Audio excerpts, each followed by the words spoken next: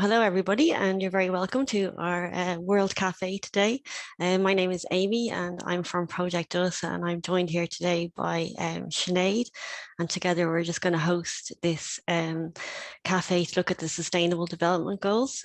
Before we get started, I'll just run through a few housekeeping with you, just to let you know that we are going to record the presentation part of this session today. We're going to use breakout rooms, but they won't be recorded.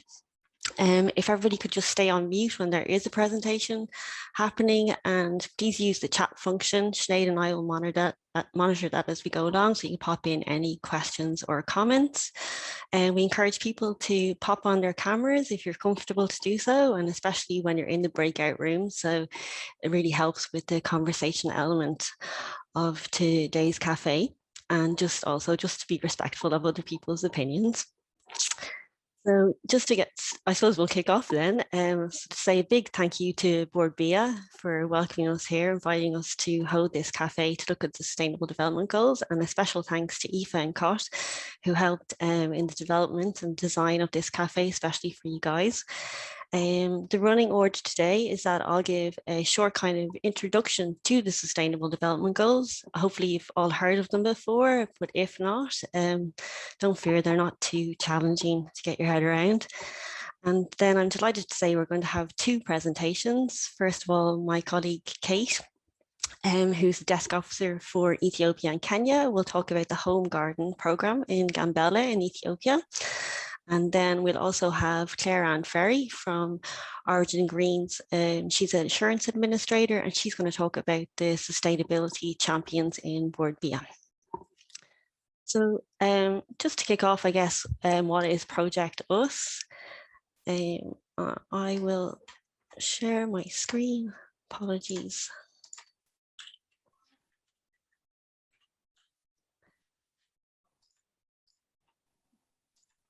Just while you're doing that, Amy, Sharon, I just want to say a big welcome, especially to our overseas colleagues. It's great to see so many of you tune in today. Perfect. Yeah, well, welcome everybody wherever you may be today. And so Project Us is a 5-year initiative.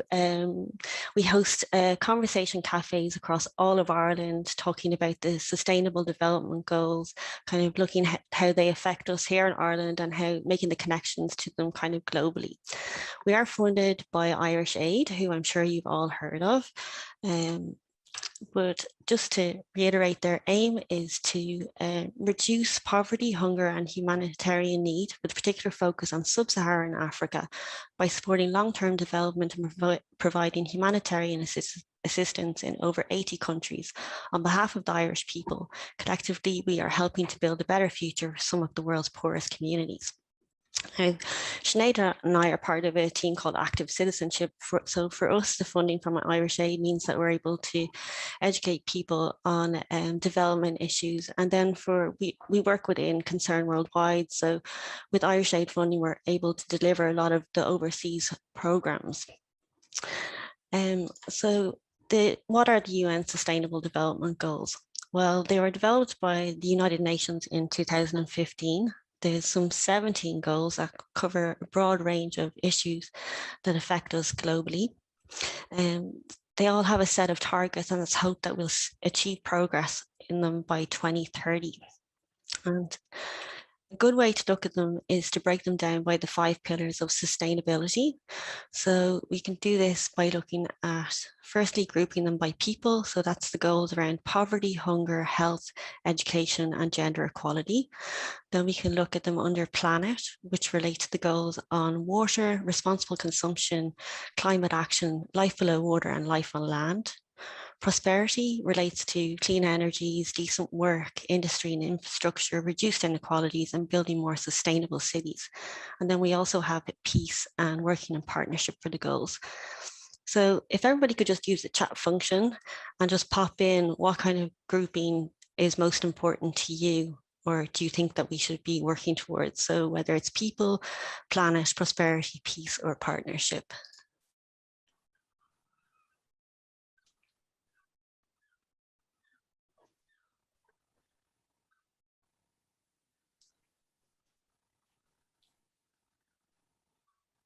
all people so far. Thank you. Yeah, so that's really nice to see. And the great thing to know about the goals is that they're all quite interlinked. And even though that they're numbered 1 to 17, it doesn't determine that they're any more important. No goal is more important than the other. And hopefully as we go along today, you'll actually see how they are very much interlinked. And as I say, in a few minutes, we're going to look at the home garden programs. And this program really addresses like a lot of the issues outlined in the Sustainable Development Goals. But I've just picked out 2 goals to kind of have maybe a closer look at. So that's goal 5, gender equality, and goal 2, which is zero hunger. So goal 5 aims to achieve gender equality, empower all women and girls. And there's some 9 targets around this goal that we want to see achieved by 2030. And these targets really center around achieving equality in the home and the workplace, and empowering women socially, economically, and politically. And then goal 2 is the aim to end hunger and achieve food security and improve nutrition and promote sustainable agriculture. And there's also some kind of 8 targets to be achieved by 2030. And those targets really center around achieving food security, reducing malnutrition, and ensuring our food systems are equal, fair, and sustainable. As I said, the goals were established in 2015, and we hope to achieve them by 2030. So 5 years into the goals, in 2020, the UN did a kind of progress report to see how we were getting on. So for gender equality, before COVID, we know that we weren't really achieving the targets that we'd like to see. There was some progress in that fewer girls were forced into early marriage and more women were seen in leadership roles, but nothing towards what we really like to see.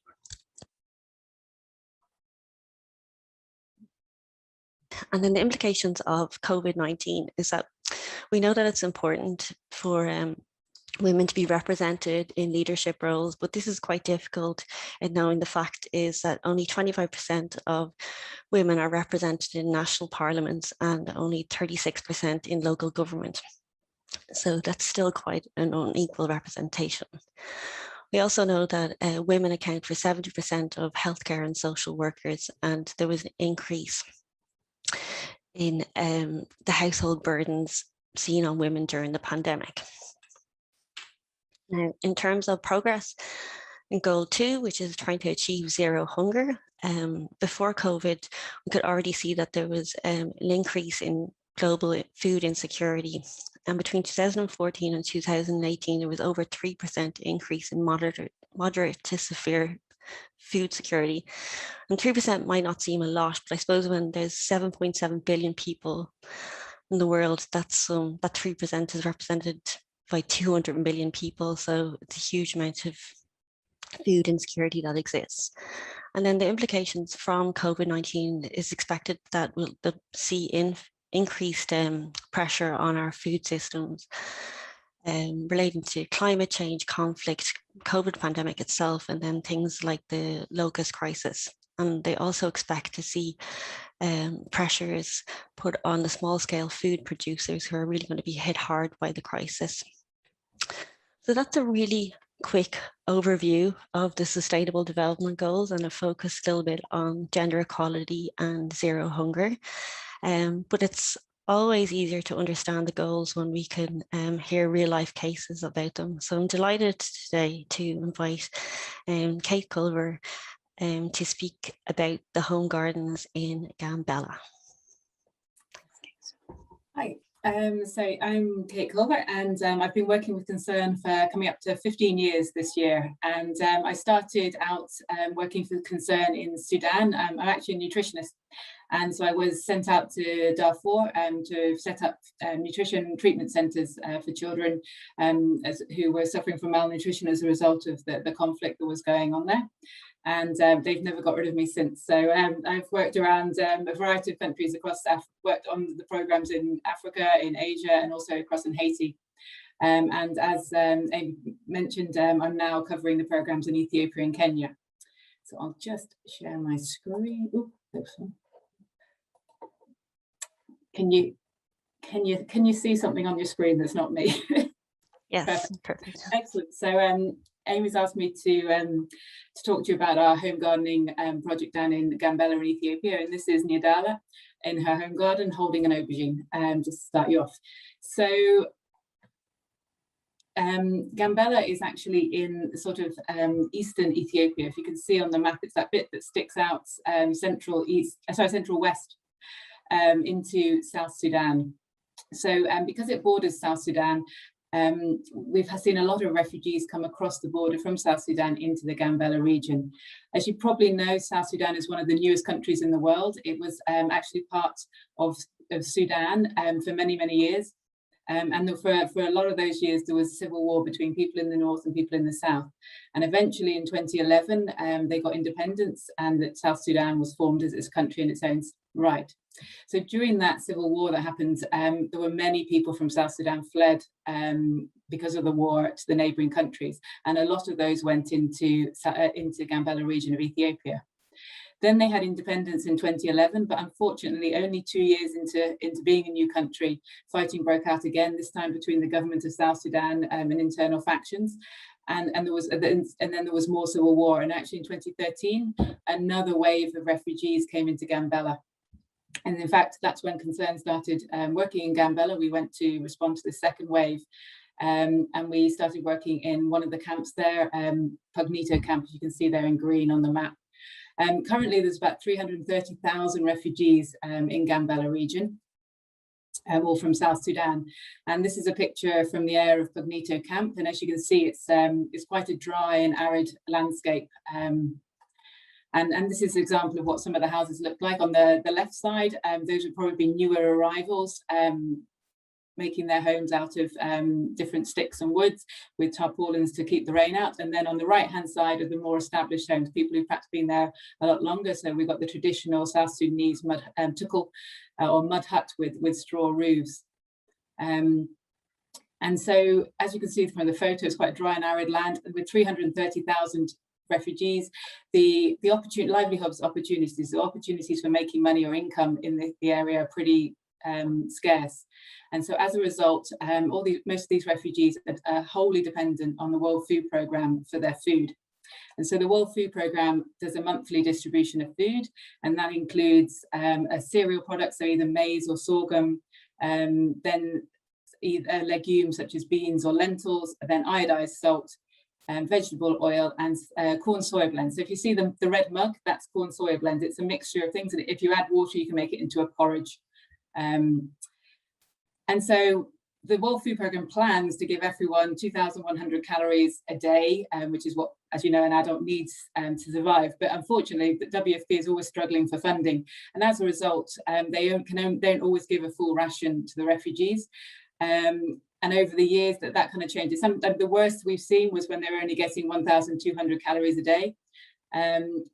So that's a problem. And then on top of that, because this is the only income that the refugees get, some people, if they need to spend money on healthcare or kitchen utensils or education, will actually sell some of their food ration to get some money to use for other things. So then they have even less than the 1,200 calories a day. And there's not like there's another source. So as you so just to say this is what their sort of food would look like. The beans get made into a sort of a mush. And then the cereal, this is sorghum, it's made into a sorghum cake called a cedar, and you sort of pick a piece of the cedar off and you dip it in the beans, as you can see here, and people eat together as a family. But as we sort of said, this isn't enough calories, and this is often quite low in some micronutrients, especially vitamin A, calcium, riboflavin. So what we've seen is, so this is Nyaremi and her 8-month-old son Parnath.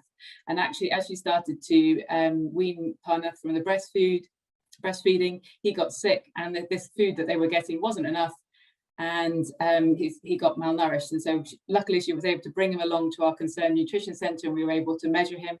As you can see, we do a mid-upper arm circumference measurement. And as you can see, Parnath's was less than 11 centimetres, which means he's severely malnourished, and so needs direct support. Now, thankfully, we've got Rebecca here, one of our community health workers, who was able to treat Parnath. And one of those things is the plumpy nut, which if you've ever heard of Concern, I'm sure you've heard of our peanut butter paste that we give malnourished kids and we make them better. And so this is the program, one of the programs we run. But soon into our time in Gambella, in 2015, we sort of looked at what we were doing, thinking, well, this is great, but wouldn't it be just better if people didn't get malnourished in the first place? And we didn't have to come to the Irish Public and to Irish Aid, who've been funding us, to ask for more money just to buy plumpy nuts. So we were trying to look at, well, what can we do? And we wanted to look at how we could improve the self-reliance of the refugees, so they can actually take control of what they ate, and improve that, manage to improve their diet and get those more calories themselves.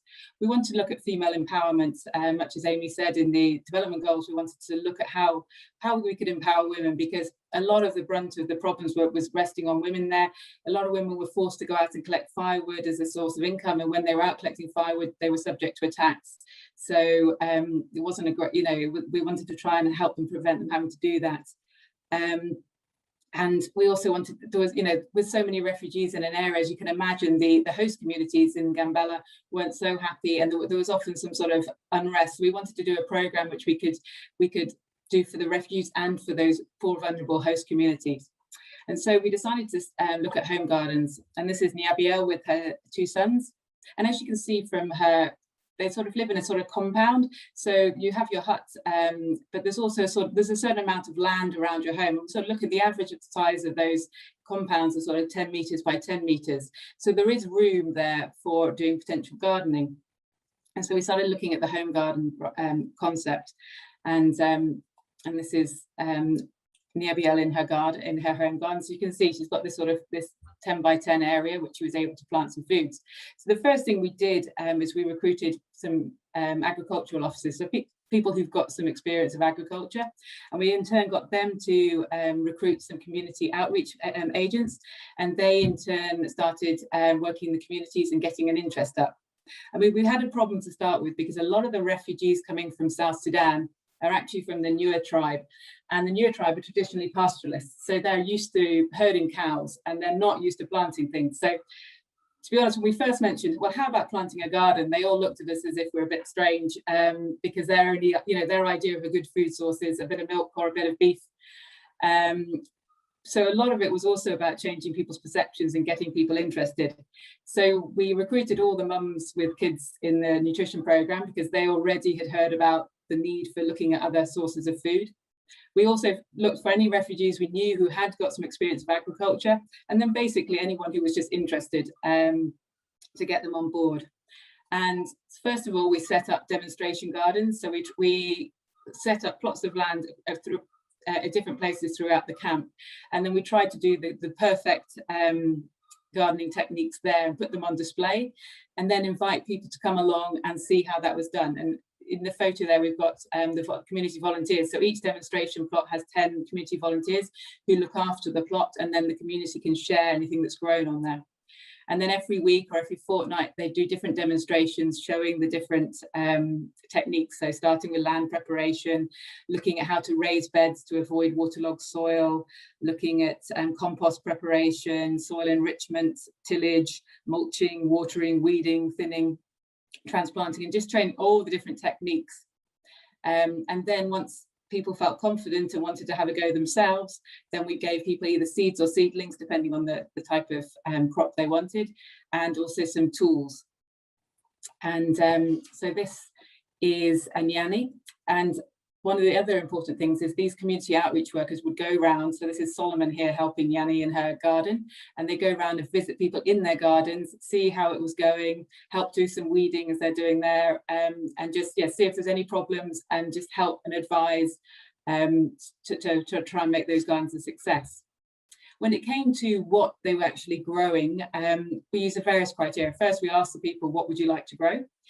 And so we used that. We also looked at what would grow best in that sort of soil type and in that climate. We also looked at, we heard from the health facilities in the camp that there was a real issue with vitamin A deficiency. So we looked at plants which would be high in vitamin A. So first of all, we tried growing carrots, but we soon learned that they don't really grow in that soil type. So we swapped that out for sweet potato. And then we've also looked at other plants which are drought and pest resistant. And then, so we started people off, and then we also do very much about getting together all the different people who are doing home gardening, getting them together to share their experiences, and people who are having successes can then share what went well and why that went well with people who are perhaps struggling a bit, and definitely that really helps, because it's much easier being told by someone who is in the same situation as you and has managed to succeed.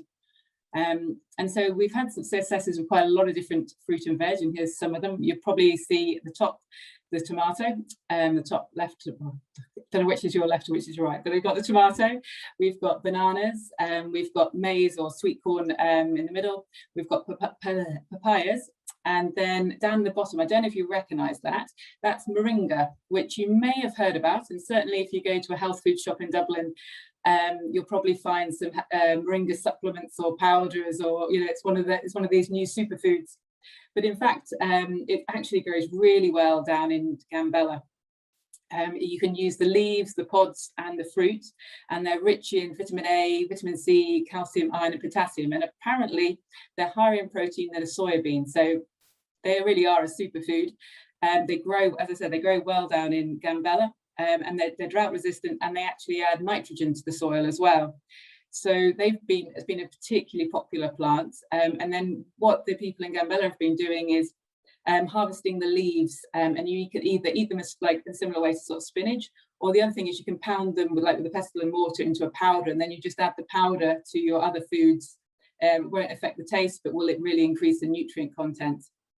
And I think the other good thing about it is the yield you can get. So one fully grown moringa plant or bush, you can sort of harvest about 1 kilo of leaves every 2 weeks, all year round. So another benefit, it's an all year round plant, and it's got a good yield. But as things like moringa isn't always, well, as I've sort of said, a lot of the refugees are newer, so they're pastoralists, and they're not used to growing things. Then also they might not have tried some of the fruit and veg we're suggesting, because if they've been living off the WFP food rations for the last however many years, then they're not going to be used to these other things. So the very important thing we do is cooking demonstrations, where we take the different fruit and vegetables and we cook them up or prepare them and let everyone taste, because it's only once you've taken, if you're going to go through the effort of weeding and sort of growing stuff, and you might not get anything for a few months, you want to know it's worth it. So you want to know you like the taste before you've started. So these we found really important to get people to like to want to actually grow something. So, oh, I really like the taste of that, I'd like some for myself. And here you can see, I think they're cooking some tomatoes and some okra, but as you can see, there's a big table full of all the different fruit and veg that we can grow. And then another one I rather liked is we've also started doing work in schools. So we've sort of been doing school gardening, and this is Niebaum, and she's 10 years old, and she heard about the moringa tree in one of her school sessions, and she went home and pestered her mum until her mum allowed her to decide to get one in for her garden. So here she is putting one in her home garden. And I just thought something that we probably have in Ireland too. It's that the power of children and getting children on board with things, and the fact that getting the parents involved. It certainly works in my family anyway. So, and so after, as I said, we started this with a pilot back in 2015, found it incredibly successful, so rolled it out big scale from 2016 onwards. And then a couple of years ago, we decided just to do a survey and see how we're going on. And we're finding that 74% were able to get food and able to eat it themselves, and then a quarter of the people in our program were actually able to not just to grow food for their own household, but actually were able to sell it and use it, then that vital income either to buy milk or meat products, so other types of food, or to then use them, and they reported using it to buy healthcare, to buy education, fees for schooling, and other household items. So it shows that we're already starting to have successes in what we were aiming for. And the other thing we found that there was a mixture of men and women getting involved, but actually about 64% of the gardens were only farmed or gardened by the women. And so then if the women are selling the products, then they get to use that income for what they want, and they have the power over that. And that actually has helped improve some of the inequalities that we were seeing in the community, and just empowering women to have more choice, over how their household is run and what foods are bought and all those things. So again, all small steps, but we are seeing successes. And so I guess the thing is, what's next? Well, we've in 2018 we decided to try a multi-story sack garden. So here is Swiss chard growing in them, and the benefit of that is sometimes the rainfall in the Gambella region is quite erratic, and so the sack gardens are good for erratic rainfall because they sort of hold in the rain when it comes, and they were extremely successful. So again, now we've been rolling those out, and then we've also been looking at other livelihoods. So we did a that might help. So there's a river nearby, and some of the refugees were saying, well, we'd quite like to get involved in fishing. So we provided nets and boats, and this is Apuri and Ahmad, who are now become successful fishermen. And then another thing which is quite popular over here would be the beekeeping. So, you know, with the importance of bees in the cultivation and sort of well, you know more about this than me, I'm sure, but the importance of bees. This is Exili, and she trained as a community beekeeper, and they've been producing honey, which again, to eat in the homes and also to sell in the market for more income. So I've battled through that. So I rushed through that. I hope I wasn't talking too fast, but that's me. If you've got any questions, please let me know. Thanks so much, Kate. That was so interesting. But yeah, we have some time for questions if anybody has, or even comments or questions from anyone. You can turn your mic on, sorry, or pop it in the chat, whichever you feel more comfortable with. Hiya Sharon, it's Claire Ann here. Just wondering, is the beekeeping been successful when where they implemented it? Has it been one of the most successful projects? Just wondering. I know it's successful, and it's continuing. We're quite new into that. It's only quite recent, so we haven't actually evaluated it officially. I've just got anecdotal reports that it's been going well. Thanks, Kate.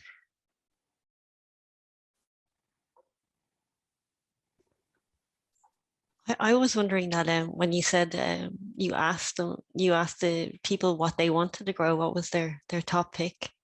To be honest, their top picks tended to be things that they were used to eating.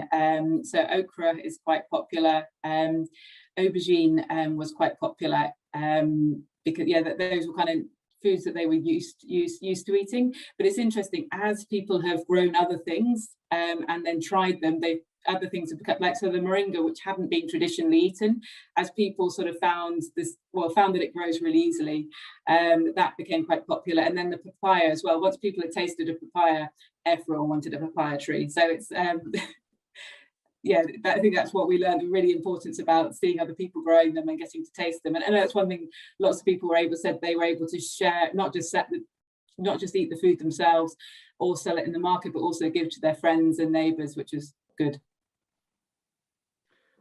You mentioned about the erratic rains. Is that a result of climate change? And are there other impacts of climate change as well in terms of pests and other things? I think certainly that area has always had erratic rains. So, but of course, climate change is, I mean, a lot of the countries, as you know, that we work in, there's erratic rains, but things are only getting worse. We all know Ethiopia for having droughts and the results of those droughts. But yes, we are seeing that increasing. And one thing in Gambella, with the influx of refugees, we've seen sort of deforestation to make way for all those 330,000 people. And all the firewood that all those stoves needs. Again, it's just making that area more dry, more arid. There's less fixing, and so the water. One thing I remember from being in Ethiopia, that the problem is the rains. It's not like in Ireland that it rains all year round. It rains in specific seasons, and when it rains, it rains. It's sort of it's a deluge. And the problem is because with the less trees and shrubs, then the water just, so when the rains come, it just washes all the topsoil away, and really you've not got much left to grow anything in. Yeah. I just noticed, sorry, Kate, I just noticed as well in one of the houses or the huts, there was a solar panel. I'm just wondering, this is my climate change hat on now again, but I was just wondering, is that coming from the government? Are they promoting that, or what's? I didn't spot that one, but I know certainly we've done various humanitarian agencies will do solar lighting, and we certainly do it in Concern. And so often you'll have a solar light and you stick the solar panel on the top of your hut, and it will charge during the day. So when it comes to the night time, you can use your lights at night. Yeah, I was just wondering who influenced that answer. Thanks for that. Hi Kate, Hi. Noreen here. I'm based in Paris, and I did some voluntary farming in Guatemala a number of years ago, but I was working on like a model farm where farmers would come to learn what crops would grow, and it was in a hill mountainous area, so what would grow on the side of a hill, and obviously with specific climatic conditions over there.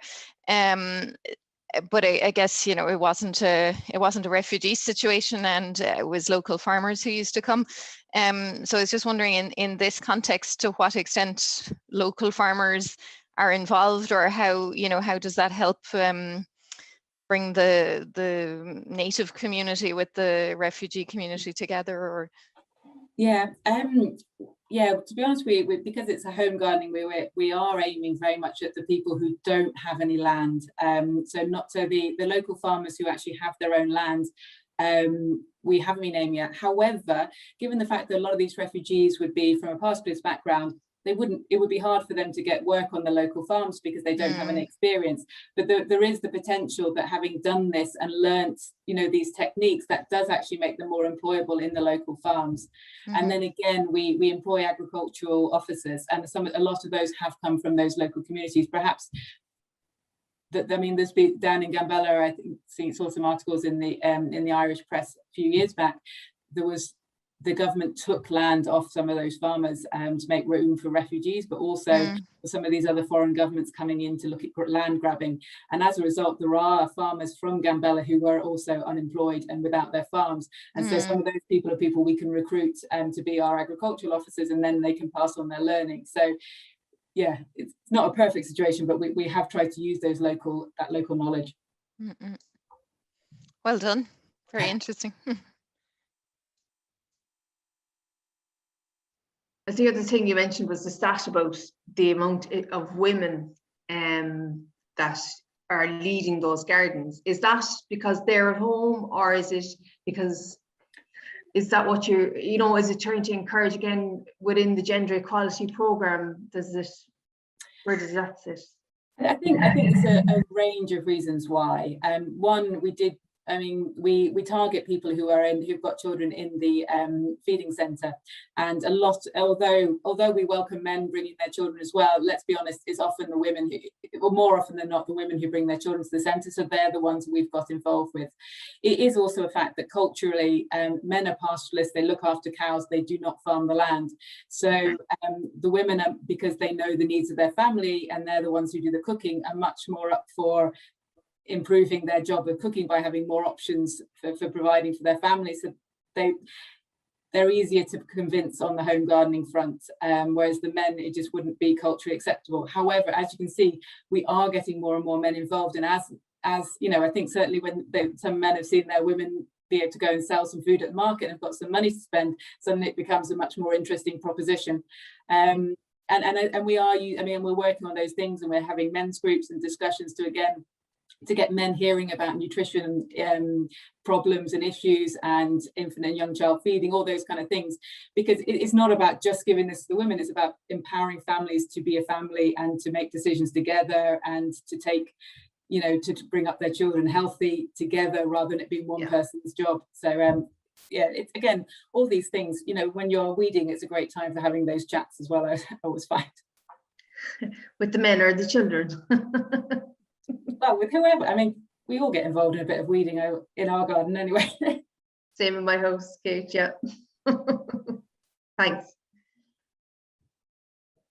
Hey, can I get Gary Graham here? I'm down in Waterford. Can I ask, I think it was 2014, I think was the last time we did anything with Concern at the Bloom Show. We had a garden. I think it was the 1,000-day nutrition program. Sorry, I forget the correct name. But in the absence of things or vehicles like the Bloom Show, what if anything can gardeners do, or is there a program or some way, or you know, like those moringa trees, those what do we call them? Is this fig tree? I forget. I remember seeing them somewhere, but I haven't seen them grown commercially. But is there anything or any sort of awareness raising program that we could help to deliver or to put out to the gardening community? Because that's because we're in that space, obviously, you know, promoting gardening as well as, you know, what we do with food and drink. Is that a bit of a stretch, do you think, or is it really just about money and let you guys get on with the job you're doing? I would be strongly that it's not just about the money. It is about, to me, awareness raising is very important, because one of our biggest funders in Ethiopia has been the Irish government, and the Irish government will give us, you know, need to justify, because they're using our tax, the money we pay we pay in taxes to fund people like Concern. So the more people in Ireland who realise the good work that Irish Aid is doing through people such as Concern, for people such as the refugees in Gambella, the easier a process it's going to be. So I think that the more people know in Ireland about this work and how the money's being spent well, the better. But I mean, I think Michael, Amy and Sinead will probably come in better on this.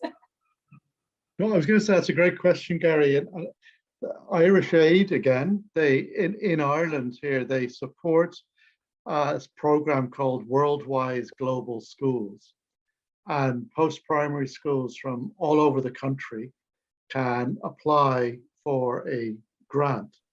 And many of the schools, because they're so worried about climate change and wanting to do things, as well as some concern inputs around food, they've created their own school gardens. And, you know, so we'd be interested in working with them around not just a garden, an Irish garden, but actually planting some of these other crops to see how well they grow and give them that global dimension around it. But if you were interested in finding a way of marrying the two, we'd be very, very interested in working with you. Or in the meantime, I would recommend you get in touch with Worldwide Global Schools. Okay. And I think, and again, I think there's lots of options outside of Gambella as well. I mean, we have a great partnership in a different part of Ethiopia. I think Noreen mentioned working in the highlands. We actually work in the highlands of Ethiopia, and there we were finding nothing much grows on the side of a mountain up in those mountains until we discovered the good old Irish potato. And so we had a partnership with another Irish, I can't remember whether it was the Potato Growers Association, I can't remember, this is a few years ago now, and we introduced potatoes to these highlands, and they flourished. And we have, I'm not sure if you've looked at the Concern website ever, you've probably seen a nice picture of an Ethiopian man with a big pile of potatoes, and that was definitely one of Concern's success stories that we talked about for a long time. But again, these kind of partnerships are great because the farmers in Ethiopia love the stories of hearing, you know, of getting the learning from Ireland, and it's been great for us to be able to share that back. So I think there's huge potential. Yeah, and also Project Us has worked with the National Botanic Gardens. We recently had a cafe with them where we kind of tried to create kind of meaningful dialogue around the sustainable development goals and how that kind of gardening community can take action in Ireland to try and address some of the issues. So we're always open to having more conversations, at least anyway. Great stuff. But I think we will probably have to move on to the next presentation. So thank you so much, Kate. I mean, I think we can all see from that conversation how many of the goals are really addressed through the home gardening program. There's so much in it and so much positive impact for the people in Gambella. But next, we have, as most of you already know, Claire Ann Ferry is Origin Green's Quality Assurance Administrator. As well as her role within the Origin Green team, Claire Ann does a huge amount of work around improving Bord Bia's internal sustainability culture as team leader of Bord Bia's Sustainability Champions. Claire Ann is going to speak for a few minutes on the purpose of the Sustainability Champions, the team's achievements to date, their future sustainability plans for 2021, and how the Sustainability Champions help Bord Bia staff to contribute towards these UN Sustainable Development Goals. So very welcome, Claire Ann. Thank you. I'm just going to share my screen now. Can you let me know if that is sharing? If you can. Yeah, perfect. See that? Can see that, yeah. Great, I'll just get it from the beginning. Okay, so afternoon all, and welcome to the Sustainability Champions team update. And I'm Claire Ann Ferry and I'm a team lead, but we're all really all one in the team. We all have equal status. And there's members from all different departments within the team. So I'm just going to go through the purpose of our Sustainability Champions, what we've achieved, why we're here, and the projects. And it's a very simple, really, concept of our purpose. It's about that there's a few people in Bord Bia and they'd have a love of sustainability, and they're trying to install that love of sustainability and inspire other staff members, not just in work, but also in their home life. And that's what really is the main purpose of Sustainability Champions. So we work around a few values, and really what this is about trying to create a better teamwork. It's about having respect, integrity when we try to, if we're using Irish products, if we're using products, to make sure they're Irish or sourcing sustainable Irish products. And we try to be innovative with our projects and try to engage with our staff members, because we hopefully this will then install a greater sustainability ethos with people at home and in work. And we also encourage people to listen to other team members, and each team member, when there's a project, they actually take the lead. It's not me or Sharon, it's the actual team member who comes up with the idea, takes the lead on it. So how the Sustainability Champions came about, it was originally called Origin All in 2018, and it came from a staff consultative committee project that we needed to have another division of that would concentrate on sustainability. Then, of course, of COVID in 2019, of COVID-19 in 2020, the project was paused for a while, and then myself and Sharon had a few conversations around October, because this just seemed to be prolonging and never ending. So we decided that we would try and, reignite it. Everything has gone online, so the team could meet online. So we decided to rebrand it, because we found that the original title was too associated with Origin Green, and it meant that it was kind of left to the Origin Green team to take control of, and that the other staff members didn't feel as involved. So we took one of our values from Bord Bia, which is we champion sustainability, and we decided to rebrand it under Sustainability Champions. And we just thought this would resonate more with all the staff members. So what have Sustainability Champions achieved? And this also includes down to 2018, when it was Origin All. We have 5 main achievements, and this is broken down to separate achievements. There was workshops organised, and a lot of these workshops would have been organised by Sharon Colgan, and they were revolved around getting outside experts in sustainability on recycling, tackling food waste, and also the likes of the SEAI coming in and telling you how to have more sustainable energy for your home. And these were done through a very engaging format. It was done through Lunch and Learn, so quite relaxed, quite easy. Sorry about my dogs. Then we also did one on reducing plastic use, and this is about in the canteen how we try to reduce single use. For example, we would have had plastic water cups. We got rid of them. There was little sachets of butter which would have been foil wrapped, and now we got rid of the foil wrapped, and it's just one large portion of butter. Just little things like that to reduce the plastic. We also created awareness about segregation of recycling using posters. and just trying to get people to be more aware of how to properly segregate your recycling. But this is also brought into their home life as well, so it had a twofold effect.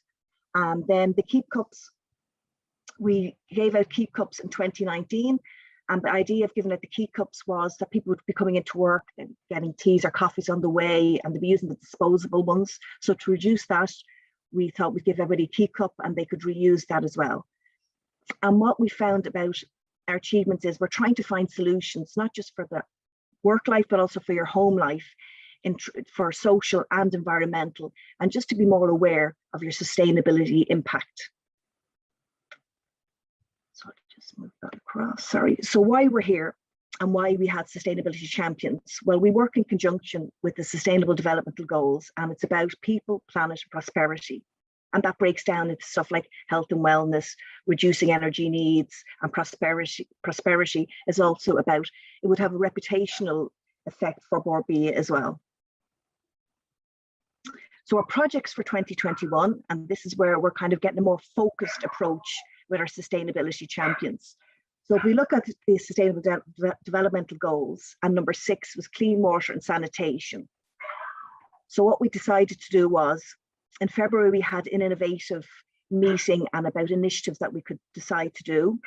We decided that they'd be quarterly projects and team member led, as I mentioned before, and that we decided to concentrate on water.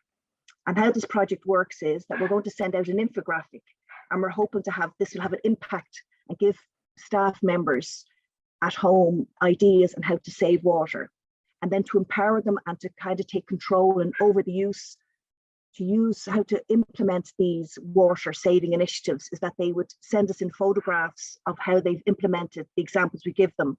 And then this will go out in June in a magazine format, and just to show other staff members how their colleagues have implemented the ideas that we sent them in May. So it's trying to not just teach and shoot out information, it's trying to get the staff, the buy-in from the staff, and to take on board the ideas that we send out to them. We also had a lint-free plastic, and this is more not a challenge, because I know we're all challenged with COVID and the pandemic, so we tried to put it on the title of suggestions.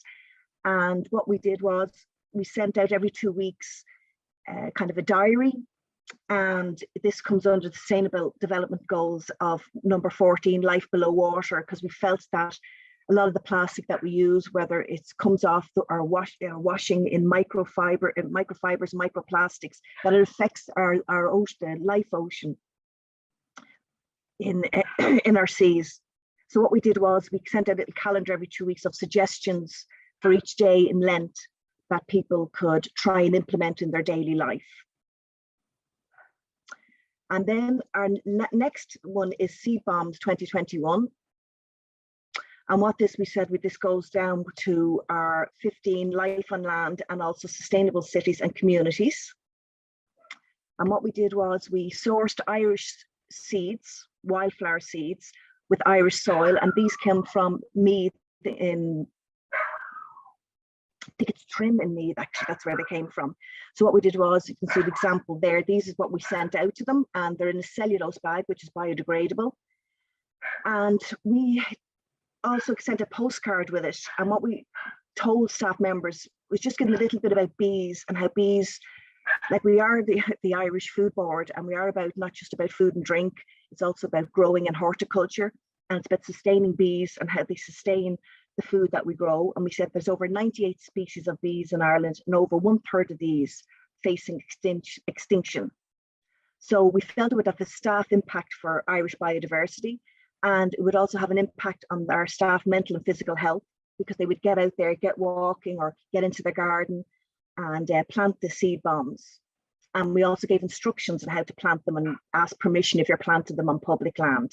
So that's one of our latest projects, and the one that's still in process is our water project, which the infographic will be going out around May, and then hopefully the ideas coming back, and we should have the magazine sent out in around June, and this will all be online because using less paper. We also, because they were seeds, we couldn't send them to the overseas offices, but we wanted to involve our overseas offices. So we got them to nominate an Irish address, and a lot of people would have sent them to their families in Ireland, or aunts or uncles or sisters. So they also felt involved with the project. And that's the update on the Sustainability Champions. I'll stop sharing now. It's great. Thanks so much, Claire-Anne. No problem. I guess we can, if there's any comments or questions, that's okay to take, yeah.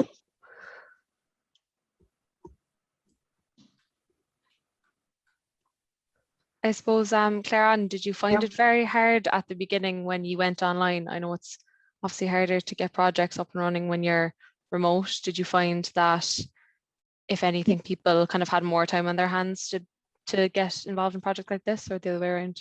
Yeah, we just kind of felt, well, Sharon was team lead and in March, and we just decided to put it on hold because nobody, March 2020, nobody really knew what was happening. And that's why we gave it a few months. And when we could see that it was dragging on, Sharon and myself had a conversation, and we felt that it was, we needed to, this is just going to be for the next 12 months or whatever. So we're just going to have to do it online and get people involved. And I know people are sick of Zoom meetings and that, but it is a way of life. And I think people have just got used to it. And it's harder to chase people down because you can't kind of catch them in the office to, how are you getting on with that project, or, you following up on the water tips or anything like that. But you just, because I think it's so ingrained in us now, working online, that, everything seems to be going okay so far with our projects. And they seem to be good reception from staff members. There's been good feedback about the seed bombs as well. Do you have a site of that people have, as part of their PGP, they also have sustainability goals, right? I can't actually hear that.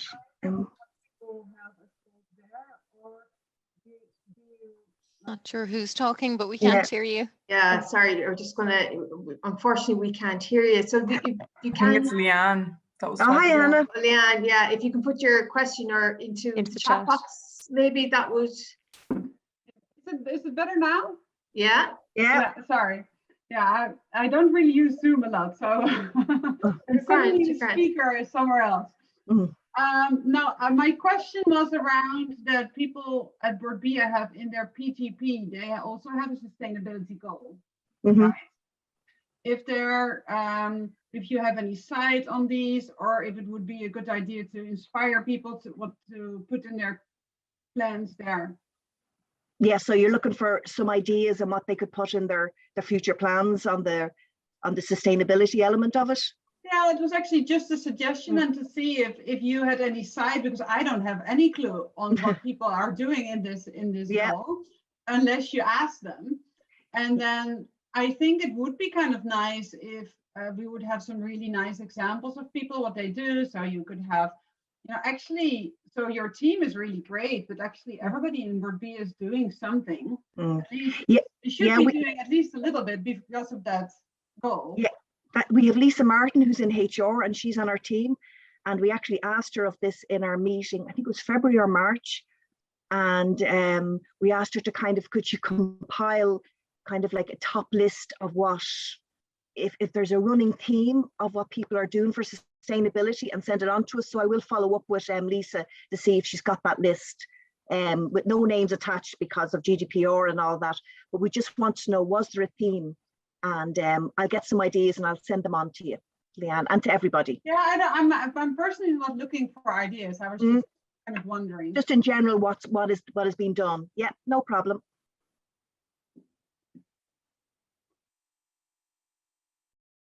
And maybe on that, Claire-Anne, even how we share it, because I have to say I've learned a lot. And just while you were talking, I went back and searched my inbox and all the emails that I haven't been reading about all the different things you've been doing. So I think, there's maybe a comms piece internally on this that in terms of how aware everybody is, and hopefully people are more engaged than I have been recently on it. But that is there another way of getting to people or reaching out to people other than email, because we have so much email right now, and even doing a discussion like this is a good way to to cover off on a lot of new content and start the conversation or more engagement in a way. That's why we decided to send out the seed bombs. We just thought by getting something in the post, we just thought it might just initiate and kind of go, oh God, sustainability champions. Oh yeah, and they might just be a bit more receptive when they get an email in. But you are right in what you're saying there about having maybe a bit of a discussion or an online webinar or something like that. Yeah, I'll write that down as an idea. Thanks, Noreen. No worries. Yes, or for example, how Tara said in our last meeting that the working at home with is a really good email that people like to read. It could also be that, you know, like if, for example, I'm doing this sustainability project for my PGP, I could tell about it in this letter, and then maybe it will inspire other people to do the same. Yeah, that's actually one of the questions they could add in and give an example of what they're doing or a picture or something like that. Yeah, thanks, Liam. Thanks so much, Clara, and that was no problem. Really great to hear about and inspiring for us as well.